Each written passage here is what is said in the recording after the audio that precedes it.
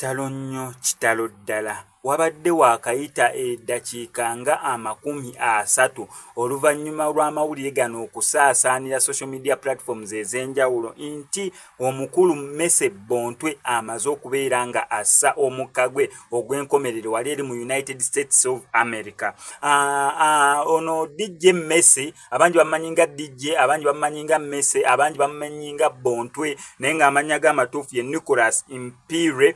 Kamagala. Ono nno bambi nga y'omu ku co-founder ba Amarula family ey'Amotyo mu Balanguzi baali abantu basatu abali bannanyini b'Amarula family neranga kuneno kwe kwaliko oyo Mese Bontwe yennyini ne kubeerako Amotyo mu Balanguzi ne kubeerako n'omugenzi Padde Bitama. Ono munnange we batwe batandika Amarula family oba comedy oyo mu 1999 we byajjaawo ne bijjamuka waliwo time yatuuka mwana wattu ebyenfuna ne bibaawula ye Mese n'asigaza Amarula family. Amotyo mu Balanguzi n'asalawo okukola the new Amarula family oba Amarula production oba eri the new Amarula production oba eri the new Amarula family simanyi naye awo we baakutukiramu ku buli omu oli n'asigaza Amarula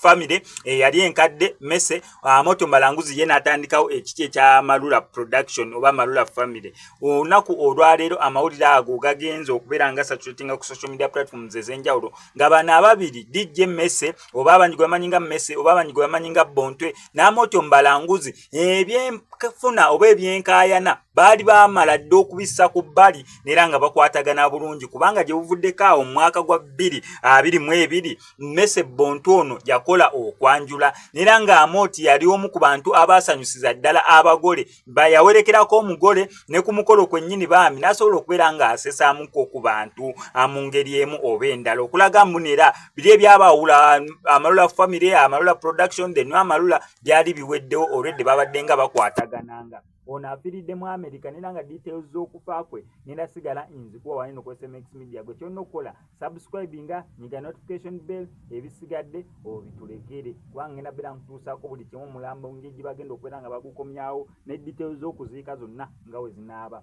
naye nze sigenda lekeraawo okubeera nga nnyimba oluyimba luno olwa mwana muwala Sumayya babiri bambi tumusonzeeyo kye tumusondedde tusobole okubeera nga tumuyisa muzina ennaku enkulu ezisembedde nga naye alinako akamwenyumwenyu ku ttama. Yes, tuli mu kubeera nga tumusondera miliyoni 2.5 ezo za sajjale naye ng'ezo tezinnaba beera nga tuziweza kuba tuyinza obutaziweza within this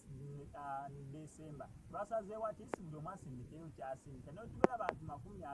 omu nasindikayo emitwalo 2 tusobola omugulira ettu erizitowera ddala mwana wattu ne tuli mu kwanga mu nnaku zino eno enkulu ezisembedde. Twebaza bonna basobodde okubeera nga basindika kye basobodde mwebale nnyo mwebale ennyinyi ddala nawe agenda okubeera ng'osindika tukweyanza. Enamba y'essimu yeyo oli waddembe ogikwako olabe oba ddala yejjo oba nze agenda ogikwata oli waddembe otusindikira n'otugamba owayinza asindisa akantu ako oba okalabye tujja beera nga tusingira keno okubabuuzaako bassebo ne bannyabo nti mugyebaleko emirimu gye mutuusaako engalo. Omwana oyo gwe muli mu kulaba mu maaso gammwe ye mwana muwala Sumayya alina emyaka 12 gyokka egy'obukulu. Omwana oyo abadde asoma primary yakuna. Yafuna obuzibu bwe yajjiira mu nnyumba ng'omuliro gwava ku kando oba akataala ke bayita akatadooba akawakisi ke yali atadde okumpi n'akatimba k'ensiri ne kakwata.